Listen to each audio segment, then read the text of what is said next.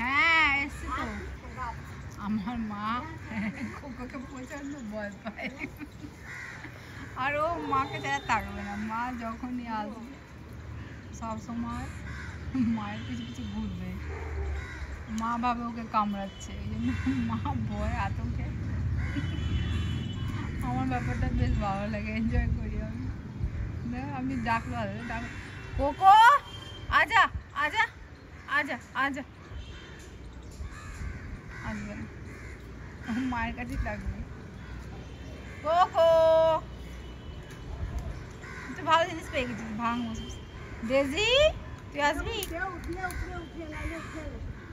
না? ওঠে না। হ্যাঁ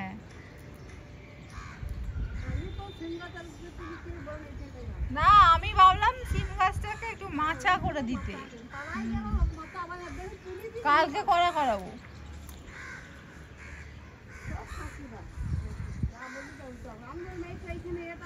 না না, ও বুঝতে পারেনি, বুঝলেও করে দিয়ে যেত। হ্যাঁ হ্যাঁ, ও বিহারি, সব বিহারি আমার কপালে জোটে। কি বিহারে হলে কি হবে, পরিশ্রমী খুব।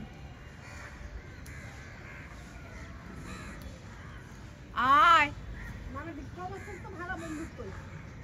বিক্রম তো নেই, তাই ওই জন্য কোথায় গেছে কে জানে। আয় রে, আচ্ছা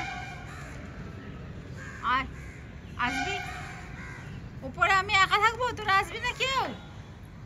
তিনজনের কেউ আসবি না? ঠিক আছে, আমি যাচ্ছি নিচে।